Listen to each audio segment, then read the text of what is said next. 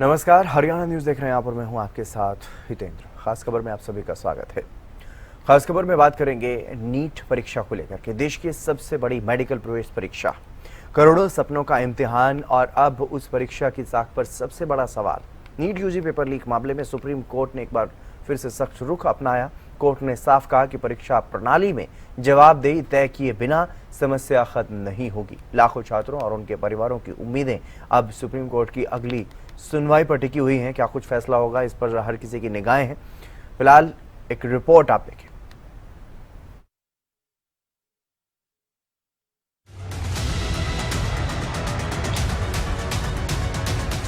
NEET UG paper leak और कथित धांधली का मामला अब सिर्फ एक परीक्षा का विवाद नहीं रह गया, बल्कि देश की शिक्षा व्यवस्था की विश्वसनीयता पर भी बड़ा सवाल बन चुका है। सुप्रीम कोर्ट में हुई सुनवाई के दौरान याचिकाकर्ताओं ने पेपर लीक से जुड़े नए तथ्यों और सबूतों का हवाला देते हुए परीक्षा को पूरी तरह से रद्द करने और दोबारा आयोजित करने की मांग दोहराई। सुनवाई के दौरान सुप्रीम कोर्ट ने बेहद सख्त टिप्पणी करते हुए कहा, देश की इतनी बड़ी परीक्षा की साख और विश्वसनीयता से किसी भी कीमत पर समझौता नहीं किया जा सकता। कोर्ट ने साफ कहा कि ऐसी घटनाएं केवल छात्रों को ही नहीं बल्कि उनके पूरे परिवार को मानसिक और भावनात्मक रूप से प्रभावित करती हैं।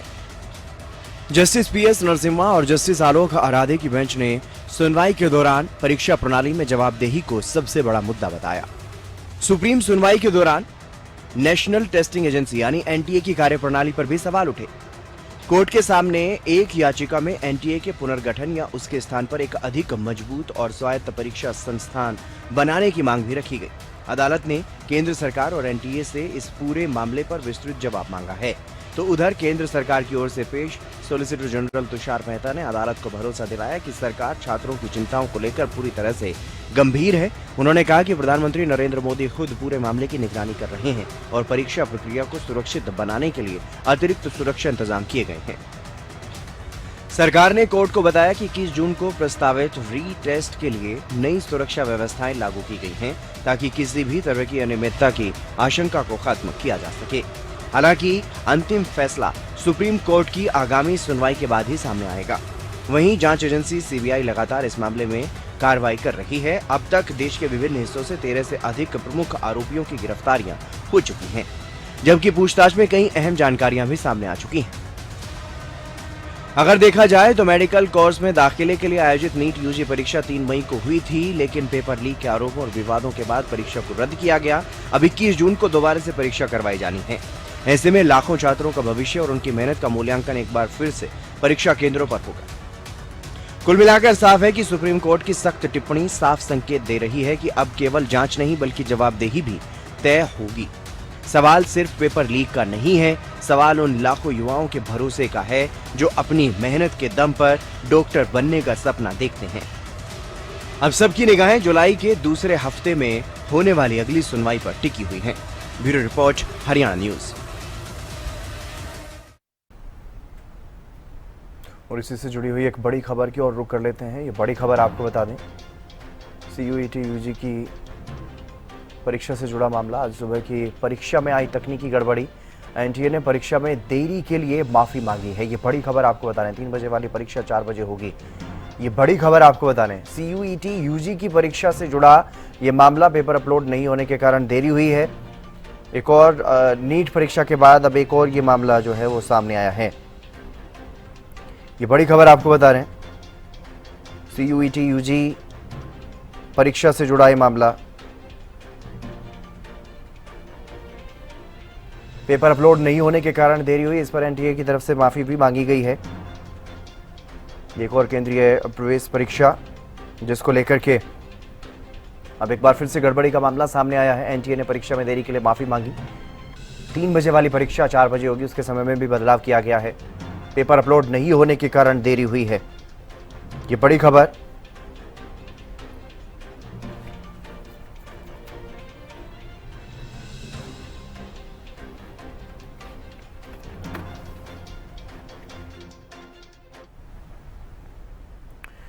और नीट परीक्षा को लेकर के जो सुप्रीम कोर्ट में सुनवाई हुई उसी पर चर्चा करेंगे। मेरे साथ कुछ खास मेहमान भी जुड़ गए हैं। रामराजी शर्मा जी, प्रवक्ता भारतीय जनता पार्टी की तरफ से, बजरंग दास गर्ग जी कांग्रेस की तरफ से, और राजेंद्र जाधव जी वरिष्ठ पत्रकार हमारे साथ जुड़ चुके हैं। आप सभी मेहमानों का स्वागत।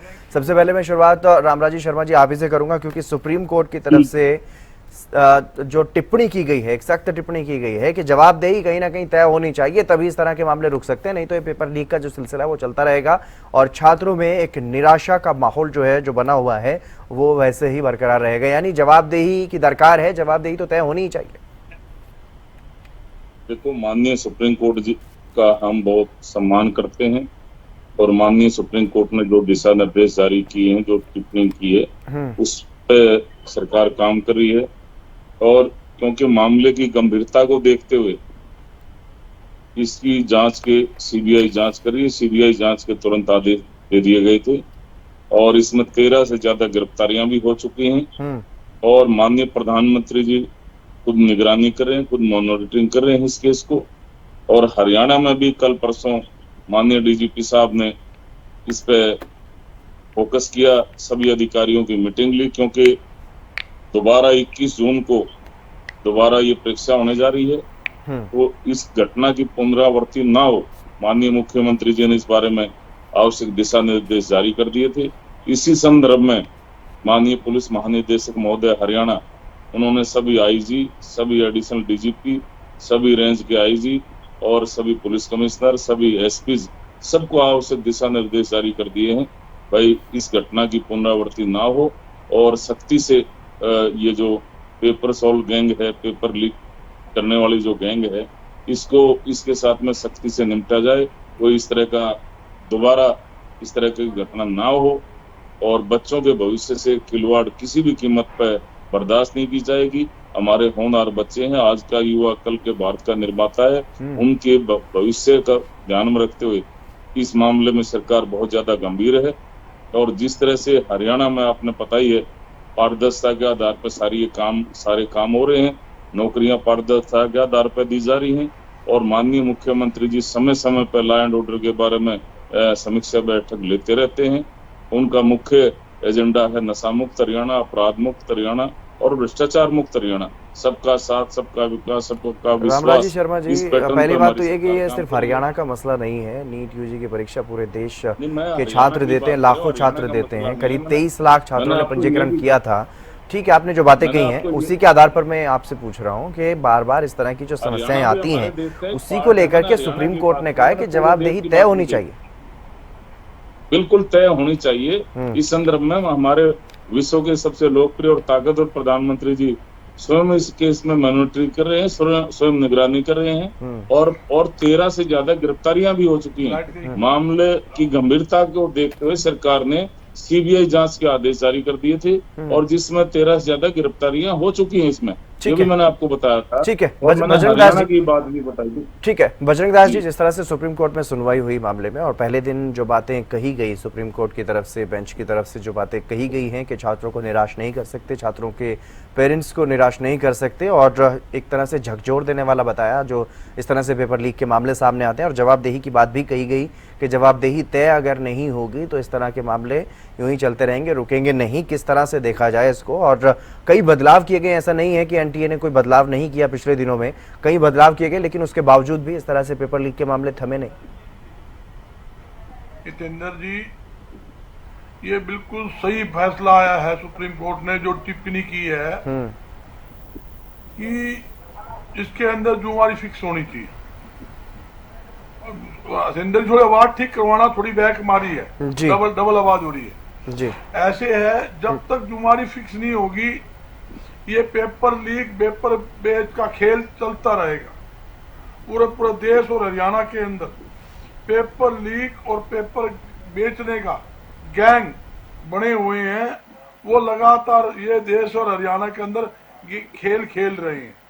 यहाँ तक कि लगभग 23 लाख के युवाओं ने नीट पेपर के लिए अपना रजिस्ट्रेशन करवाया और लाखों युवाओं का भविष्य के साथ नीट पेपर लीक होने से उनका खिलवाड़ हुआ है। आज लाखों युवा सड़कों के ऊपर चल रहे हैं, सड़कों पर आंदोलन कर रहे हैं। बच्चे 15-15, 20-20 साल पढ़ाई करके जब उनका समय आता है कि हमें सरकारी नौकरी मिलेगी, हम पेपर देंगे, हम लोग उसमें हिस्सा लेंगे, और खड़े टाइम 1-2 महीने तक वो प्रैक्टिस करते हैं, और वो जो खड़े टाइम वो जब पेपर आता है अगले दिन देने के लिए जाते हैं, रात को समाचार मिल जाता है भाई ये पेपर बिक चुका है और पेपर लीक हो गया। तो आप सोचिए युवाओं की भावनाओं पर क्या ठेस, कितनी ठेस लगेगी जो रात दिन मेहनत करके नौकरी का इंतजार कर रहे थे। इसके अंदर 14 से ज्यादा जो युवा थे आत्महत्या कर चुके हैं नीट के पेपर लीक होने के बाद। ऐसी स्थिति है और शिक्षा मंत्री टस से मस नहीं हो रहा, कोई जुम्मेदारी नहीं ले रहा। अरे महकमा आपका है, आपका महकमा पेपर लीक हुआ है, आपके महकमा पेपर बिका है। मैं तो आपके चैनल के माध्यम से कहना चाहूंगा केंद्रीय शिक्षा मंत्री को अपने पद से तुरंत प्रभाव से इस्तीफा दे देना चाहिए। और सुप्रीम कोर्ट ने भी बड़ी चिंता प्रकट की है कि पेपर लीक जो हुआ है युवाओं का भविष्य के साथ खिलवाड़ हुआ है, और उन्होंने स्पष्ट तौर पे इसकी जवाबदेही पेश करने के लिए कहा है कि जवाबदेही फिक्स होनी चाहिए, ये जरूरी है। और आप देखिए हरियाणा के अंदर भी पहले लगभग 37 पेपर लीक हो चुके हैं और बिक चुके हैं। ये तो सरकार पेपर लीक और पेपर बेस्ड सरकार है, युवाओं की भावनाओं के साथ लगातार खिलवाड़ कर रही है। लाखों युवा बेरोजगार घूम रहे हैं। इन्होंने तो वायदा किया था हम उद्योग के माध्यम से, प्राइवेट सेक्टर के माध्यम से 75% हरियाणा के युवाओं को रोजगार देंगे, नौकरी देंगे। बता दो कितने आदमी रोजगार दिया? लाखों लोगों का रोजगार छीन और गया। क्यों? छोटे और मध्यम उद्योग गांव स्तर पर जो लगे हुए थे 60% टेंडर भी बंद हो चुके हैं। गांवों में जो छोटे उद्योग मध्यम उद्योग थे, और बड़े उद्योग जहाँ फुटवेयर का अब तक बादरगढ़ के अंदर, और वहाँ पानीपत में टेक्सटाइल हब था, और यमुनानगर में प्लाईवुड का हब, वहाँ भी अनेकों फैक्ट्रियां बंद होने के कारण लाखों युवा बेरोजगार हुए, लोग बेरोजगार हुए। सरकार को रोजगार देने के लिए कारगर कदम उठाने की जरूरत है। झूठी घोषणाएं करने, झूठी वायदा करना, हम रोजगार देंगे। 4.5 लाख सरकारी नौपद है हरियाणा के अंदर। ठीक है बजरंग जी, वो एक अलग मुद्दा है कि पद खाली हैं। जब पद भरने के लिए परीक्षाएं होती हैं, वो परीक्षाएं लीक हो जाती हैं, तब वो ज्यादा बड़ा नुकसान कहीं ना कहीं होता है। युवाओं के लिए भी निराशा का एक माहौल होता है।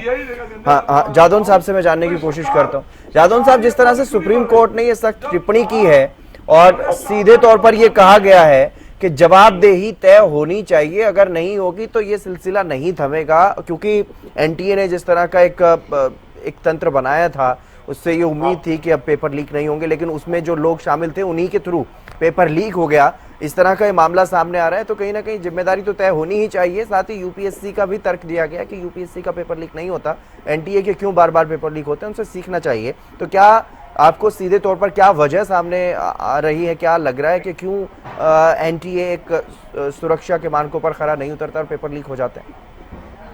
नहीं, देखिए ऐसा है कि सुप्रीम कोर्ट ने आदेश किया है, वो तो आदेश की पालना होनी चाहिए जी। लेकिन सवाल ये है कि सरकार जो है जवाबदेही कैसे तय कर पाएगी। पहले देखिए कि ये जो मेडिकल एंट्रेंस की जो परीक्षा है पहले यूनिवर्सिटी को अलॉट की जाती थी। कोई एक यूनिवर्सिटी जो है नोडल एजेंसी होती थी जो एग्जाम जो प्री टेस्ट है पीएमटी वगैरह जिसको पहले पीएमटी कहा जाता था वो कंडक्ट करती थी। लेकिन फिर सरकार ने ये नई सरकार आई, इन्होंने ये तय किया कि भाई और ज्यादा एफिशिएंसी से जो परीक्षा आयोजित की जाएगी उसके लिए एनटीए का गठन किया गया, एनटीए की स्थापना की गई। तो एनटीए जब सरकार ने एक करेक्टिव मेजर के रूप में एनटीए लेके आई और वो लगातार फेल हो रही है, तो सवाल ये है कि सुप्रीम कोर्ट ने ऑर्डर किया है उसकी पालना किस तरह से हो, जवाबदेही कैसे तय हो पाएगी, और ये नकल ये जो लीक होने का सिलसिला है ये कैसे बनेगा। इससे अच्छा तो ये यूपीएससी को दे दिया जाए। अगर यूपीएससी के पेपर लीक नहीं होते हैं और वो भी बहुत हाईली प्रेस्टिजियस और हाईली इम्पोर्टेंट एग्जाम कंडक्ट करती है वो सिविल सर्विसेज का, तो क्यों नहीं उसको यूपीएससी को दे दिया जाए। या फिर अभी जैसे तय किया गया, बातें ऐसी चल रही है कि सीबीआई की रिपोर्ट के आधार पर दोबारा परीक्षा 21 जून को कराने का फैसला किया है, नीट परीक्षा, और उसमें ये भी विचार किया जा रहा है कि सेना को सौंप दिया जाए वो जो पेपर एयरफोर्स के थ्रू, यानी एयरफोर्स अब देश की सुरक्षा का जिम्मा ना संभालते हुए पेपर का ट्रांसपोर्टेशन करेगी, पेपर का बटवारा करेगी। लेवल पर बात पहुंच रही है जी। तो सरकार को फिर जो है फैसला करना चाहिए, यूपीएससी को सौंप दिया जाए या फिर आर्मी को या फोर्सेज को ये जो है ये एग्जाम कंडक्ट करने का जिम्मा है, फोर्सेज को सौंप दिया जाए। क्योंकि फोर्सेज भी अपने एग्जाम तो कंडक्ट करते ही है, वो सेना के रिक्रूटमेंट होते हैं, तमाम एनडीए वगैरह के होते हैं, ये होते हैं, तो क्यों ना नीट का कर दिया जाए। क्योंकि सेवाओं में गिरावट आ रही है, बहुत बड़ी हताशा देश में पैदा हो रही है, युवा वर्ग हताश है, तमाम तरह की समस्याएं चल रही हैं, तमाम तरह की कोई कॉकरोच जनता पार्टी पैदा हो रही है, ये युवाओं की हताशा का ही कारण है। उसका बैकग्राउंड क्या है? यही बैकग्राउंड है। अगर ये सब चलता रहेगा तो फिर यही होगा। तो सरकार के पास जो है एक उनके कोई एक्स हैंडल पर बैन लगाना और ये लगाना, इसके अलावा कुछ नहीं रहता है। तो इससे अच्छा ये है कि पिछली डिबेट में भी हमने ये कहा था कि ये जो कॉकरोच जनता पार्टी जैसे जो कैंपेन क्रिएट हो रहे हैं, इनको कंट्रोल करने के लिए का बैकग्राउंड क्या है, आप उसको ठीक कीजिए। उसका बैकग्राउंड यही है। ये जो नीट परीक्षा पेपर लीक किए, वो लोग सोचते हैं कि युवा सोचता है, जो डिसेंट है, जो पढ़ाई में विश्वास करता है, जो प्योर जो है अपने स्टडी के बेसिस पर परीक्षा पास करना चाहता है, वो निराश होता है। उसको लगता है कि सब सिस्टम फेल हो चुका है और हमारा कोई फ्यूचर नहीं है, तो फिर वो क्या सोचेंगे। इसलिए जरूरी है कि सरकार जो है कोई बहुत मेजर बड़ा सॉलिड स्टेप ले और बहुत एक कोई विश्वसनीय व्यवस्था करे जिसमें कि फिर इस तरह की कोई घटना ना हो। ये बहुत जरूरी, बिल्कुल बहुत जरूरी है। रामराजी शर्मा जी, सवाल यही है कि एनटीए जो परीक्षाएं करवा रहा है, चाहे वो नीट यूजी की परीक्षा लीक होने का मामला सामने आया हो, चाहे आज की बात सीयूईटी यूजी की परीक्षा वो उसमें देरी हुई, एनटीए माफी मांग रहा है, एनटीए को भंग करने की मांग उठ रही है और उसी पर सुनवाई सुप्रीम कोर्ट में हुई है। तो क्या जवाबदेही किस तरह से तय होगी? क्या एनटीए को भंग किया जाएगा, पुनर्गठन किया जाएगा, परीक्षाओं की जिम्मेदारी यूपीएससी को सौंपी जाएगी, जिस तरह से जो सुझाव भी कहीं ना कहीं सामने आ रहे हैं सुप्रीम कोर्ट के थ्रू ही, या शिक्षा मंत्री इस्तीफा देंगे, इस्तीफा उनसे लिया जाएगा? किस तरह से जवाबदेही तय करेगी सरकार ताकि युवाओं में वो भरोसा जगे, क्योंकि युवाओं में निराशा का माहौल है पूरी तरह से। देखो, मैं आपको बताना चाहूंगा, इस मामले में सरकार बहुत गंभीर है। माननीय प्रधानमंत्री जी स्वयं इसमें निगरानी रख रहे हैं और इसमें जो आवश्यक कदम जो इस संदर्भ में जो संभव होगा, चाहे कितना भी बड़ा कदम क्यों नहीं हो, सरकार उठाएगी और इस घटना की पुनरावृत्ति ना हो, इसके लिए सरकार गंभीर है। और मामले में जिस तरह से संज्ञान लिया है हमारे विश्व के सबसे लोकप्रिय और ताकतवर प्रधानमंत्री जी, उनका डिपार्टमेंट इसको देख रहा है, तो मैं समझता हूं इसमें जो भी संभव होगा वो जरूर किया जाएगा। और जहां तक बात है हरियाणा की मैंने आपको बता दिया, माननीय मुख्यमंत्री जी ने इस बारे में हमारे डीजीपी साहब को आवश्यक दिशा निर्देश जारी कर दिए थे। डीजीपी साहब ने सभी आईजी, एसपी और सभी कमिश्नर सबकी आवश्यक बैठक ली थी और उन्होंने भी आवश्यक दिशा निर्देश जारी कर दिए थे। तो मैं समझता हूँ हमारे जो आज का युवा है, हमारी युवा शक्ति है, उनके साथ में कोई गलत नहीं होगा और जो इसमें शामिल हैं उनको कठोर से कठोर सजा दी जाएगी। 13 से ज्यादा गिरफ्तारियां हो चुकी हैं। बजरंगदास जी, जिस तरह से जो सरकार की तरफ से जो दलील दी गई, चाहे वो सुप्रीम कोर्ट में दी गई, मुझे लगता है आपने वो भी देख ही लिया होगा, क्या कुछ दलीलें दी गई हैं कि पीएम मोदी खुद नजर रख रहे हैं, जवाबदेही भी तय करने की बातें कही जा रही हैं। तो क्या लग रहा है आपको, क्या एक्शन सरकार की तरफ से लिया जा सकता है ताकि युवाओं में जो एक आक्रोश है उसको ताकि शांत किया जा सके? देखिए केंद्र सरकार, केंद्र जी जवाबदेही तय करने की बजाय अपने शिक्षा मंत्री को बचाने में लगी हुई है। हर रोज नया नया पैतरा अपनाया जा रहा है और युवा जो है लगातार सड़कों पर खड़ा है, आंदोलन कर रहा है और उन्होंने स्पष्ट तौर पे शिक्षा मंत्री का इस्तीफा मांगने का प्रस्ताव रखा है, इसको इस्तीफा देना चाहिए। मगर केंद्र सरकार की तरफ से किसी प्रकार का कोई जवाब नहीं, कोई लेना नहीं देना। मैं ये जानता हूँ हरियाणा के अंदर 37 पेपर लीक हुए, आज तक बताओ किसकी जवाबदेही पेश हुई, क्या किसका हुआ, किसके खिलाफ एक्शन हो? कोई एक्शन नहीं।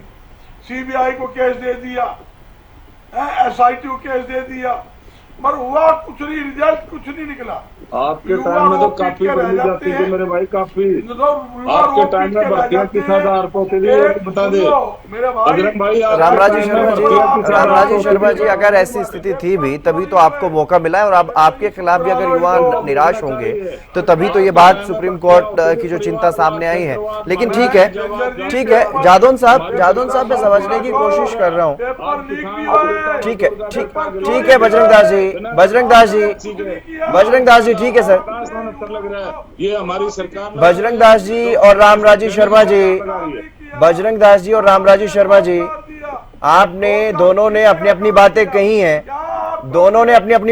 हैं। जादौन साहब, अब मैं ये समझने की कोशिश कर रहा हूं, क्योंकि लगातार जिस तरीके से ये बात उठाई जा रही है कि या तो एनटीए को भंग किया जाए, समझ में आता है कुछ, लेकिन शिक्षा मंत्री का इस्तीफा भी मांगा जा रहा है। क्या अगर शिक्षा मंत्री इस्तीफा दे देते हैं तो क्या इस समस्या का समाधान हो जाएगा? वो इस्तीफे से क्या होगा, व्यवस्था बदलनी चाहिए जी। इस्तीफा अगर दे दिया और व्यवस्था नहीं बदली गई तो क्या होगा? इसलिए व्यवस्था करेक्टिव मेजर्स आना चाहिए। जब आपने एक एक्सपेरिमेंट पहले यूनिवर्सिटी को देख रहे थे, आपको उसमें कमी दिखाई दी। पहले सीपीएमपी अलग होती थी, स्टेट की पीएमपी अलग होती थी, फिर उन्होंने एक ही एग्जाम कर दिया, उसको क्लक कर दिया था। तो वो कई बार पिछली बातें पीछे छूट जाती है, हम उन पर गौर नहीं करते।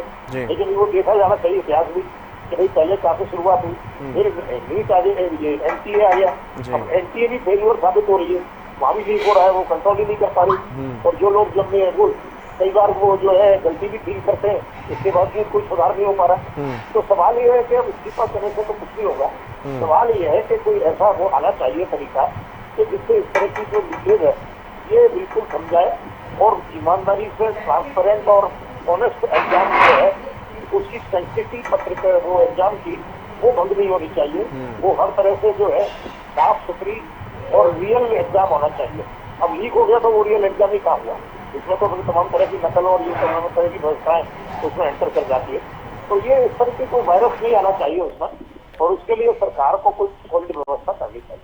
इस्तीफा कोई जरूरी नहीं है, वजह यह है कि सॉलिड व्यवस्था आनी चाहिए जिसमें बिल्कुल। एक और एक्सपर्ट की राय हम इस मामले में ले लेते हैं। रामनरेश यादव जी, एडवोकेट है सुप्रीम कोर्ट के।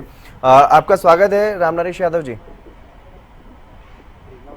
सर मेरी आवाज सुन पा रहे हैं आप? हाँ जी, हाँ सुन पा रहे हैं। रामनरेश जी, जिस तरह से नीट यूजी का जो विवाद चल रहा है, सुप्रीम कोर्ट की जो तल्ख टिप्पणी भी इस मामले में सामने आई है, आपको क्या लगता है सरकार के सामने क्या विकल्प हैं? जवाबदेही तो अब पेश करनी होगी कोर्ट में, तो किस तरह से सरकार अपना बचाव में क्या कुछ कदम उठा सकती है? देखो, कोर्ट ने जो निर्णय दिया है, जवाबदेही का बिल्कुल ठीक है जी। अब ऐसे मामले जहाँ बच्चा पूरे साल करते हैं, कई मामलों में तो 2-2 साल भी बच्चा तैयारी करता है, और ऐसे में पेपर लीक जब हो जाता है तो उनके भविष्य पे एक सवाल खड़ा हो जाता है, और जो मेहनत करने वाले बच्चे हैं वो हताश व निराश हो जाते हैं। अब सरकार के पास विकल्प ये बचता है कि सरकार एक ठोस अकाउंटेबिलिटी तय करे, जो भी इसमें जिम्मेदार होते हैं उन पे एक अकाउंटेबिलिटी हो, और उनको जहाँ भी वो गड़बड़ होती है तो उनको स्ट्रेट अवे एक तरह से उनको अकाउंटेबिलिटी तय करें। और सरकार को ये भी देखना है कि ये जो बार बार जो नीट के पेपर आउट हो जाते हैं तो कहीं ना कहीं कोई लकूना है कि पेपर कहीं जाके और फिर उसको लीक होता है और वो डिस्ट्रीब्यूट हो जाता है बच्चों में, पेरेंट्स में, या जो ऐसा जो माफिया है हर बार जो पेपर लीक कराता है। तो ये बहुत जरूरी है कि ठोस कदम और एक सजा का भी जो है कठोर से कठोर प्रोविजन लॉ के अंदर आए, ताकि ऐसे मामले आगे भविष्य में बार बार रिपीट ना हो। क्योंकि ये सिर्फ बच्चों का भविष्य का सवाल नहीं, ये देश के भविष्य का भी है। क्योंकि अगर अच्छे जो स्टूडेंट्स हैं उनका एडमिशन नहीं होगा तो हम कैसे डॉक्टर्स आएंगे हमारे, और कैसे इलाज होगा, ये बहुत जरूरी है ये करना। जी चलिए, बहुत शुक्रिया रामनरेश यादव जी हमारे साथ जुड़ने के लिए, और जादौन साहब आपका भी, बजरंग जी, रामराजी शर्मा जी आपका भी बहुत बहुत शुक्रिया इस चर्चा में जुड़ने के लिए। बेहद संवेदनशील ये मुद्दा नीट यूजी की परीक्षा का ये मामला, और सुप्रीम कोर्ट में इस मामले पर जब सुनवाई हुई तो सुप्रीम कोर्ट की सख्त नाराजगी इस मामले को लेकर के देखने को मिली। हालांकि अब देखना होगा सरकार की तरफ से अगली सुनवाई में क्या कुछ दलीलें पेश की जाएंगी, क्योंकि इस मामले में कहीं ना कहीं जिम्मेदारी तय करने की बात सुप्रीम कोर्ट की तरफ से कही गई है। तो किस तरह से जिम्मेदारी तय होगी और क्या कुछ कार्रवाई आगे की जाएगी। भले ही सीबीआई की जांच चल रही है, उसमें कार्रवाई हो रही है, कुछ गिरफ्तारियां भी हो चुकी हैं, लेकिन आगे इस मामले में और क्या सख्त एक्शन सरकार की तरफ से लिए जाएंगे ये भी देखना दिलचस्प रहेगा। और सुप्रीम कोर्ट की अगली सुनवाई में क्या कुछ फैसला होगा, क्या कुछ कार्रवाई होगी, वो भी देखने वाली बात रहेगी। फिलहाल इस चर्चा में बस इतना ही। नमस्कार।